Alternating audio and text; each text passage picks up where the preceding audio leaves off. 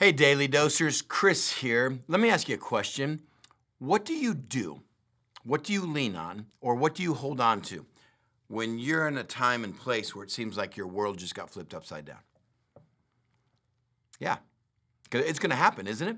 We live in a day and age where so many times it seems like things are just being flipped upside down on us. So what do you do? What do you lean on? What do you hold on to? I think of roller coaster rides or carnival rides that are meant to go upside down. When I see that big loop coming, I hold on because I've got some big piece of equipment that strapped me in, it goes over me, and I just hold on to that, and you're like, ah! But as long as I'm holding on and I know it's meant to do that, I'm like, well, that's why I do the ride, actually. I've never got on a roller coaster that you start and it just goes around and then it drops you off. That's not a roller coaster. That's a slow train. That's not fun. I love stuff that's like, I'm gonna go through all those loops and you hold on for dear life because it was meant to do that. We're taking a week in realizing, do you know what life is going to do? Life has got so many loops and twists and turns, and yet you and I can't see what's coming. You may be in the midst of one right now. The Bible says we will have trouble in this life. We will go through suffering and grief and many kinds of trials. So what do you do when you're in a place where it feels like the rug just got pulled out from under you and you're going upside down? We're spending a whole week on that. A whole week on leaning into, man, how do you survive the storm and what do you hold on to? I want to take you to the original storm passage. Others may teach on it this week, but let me just point out something. In Mark chapter 4, verse 35, it says, on that day when evening came, Jesus said to his disciples, let us go over to the other side of the lake. And leaving the crowd behind, they took him along just as he was in the boat. There were also other boats with them, and a furious squall came up, and the waves broke over the boat so that it nearly swamped. Jesus was in the stern, sleeping on a cushion, and the disciples woke him and said to him, Teacher, don't you care if we drown? And he got up and rebuked the wind and said to the waves, Quiet, be still. And when the wind died down, and it was completely calm, he said to his disciples, Why are you so afraid? Do you still have no faith? And they were terrified. Okay, they were scared. They were afraid when they were in the storm, but a true encounter with Jesus left them terrified.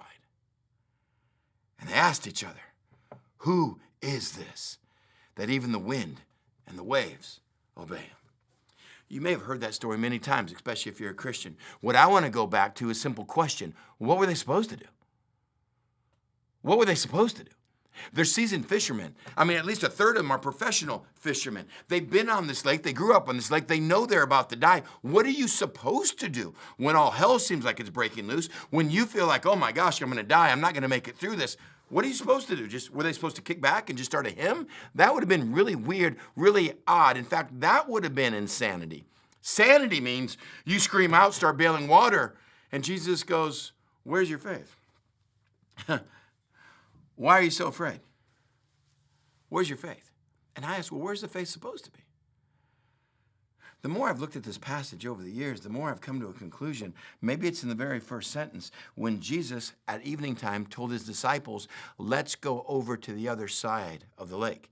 He didn't say, let's see if we can make it. He didn't say, let's start a journey and then whatever comes up, we'll have to handle it. He said, no, we are going over to the other side of the lake. End of story. It didn't matter what happened from point A to point B. He already said we're going to point B. What do I do in the midst of the storms of life, in the midst of the conflict, the failures, the rejection, the slap or punch in the gut or the face that I feel like I'm getting from people? What do I do in the midst of situations where I just throw up my hands? I go back to what he said. And I see not a verse, but I see a book. What happened in the time of Noah when it seemed like all is lost? Man, God had a way. What happened in the time of Israel when it seemed like the Philistines were just going to overtake everything? Man, God still had a way. What happened in the time of the patriarchs where they're overcome by Babylon the Great and their entire land is disintegrated? God has a way. What happened in the time of Egypt when they're slaves and it's absolutely hopeless? God had a way. What happened in the time of the Roman world and persecution? God had a way. What happened in the time of the disciples, a microcosm boat, and Jesus goes, I have a way. And I hold on to those bars that surround me of God saying, Chris, my plan will not end. It will not be faltered by what you go through. You hang on tight for dear life. That's what we're going to walk you through this week. How do you hold strong in the midst of a storm? And for me, I go back to his word. And whatever loops are coming, God has a way. And we'll see you this week on this journey with you.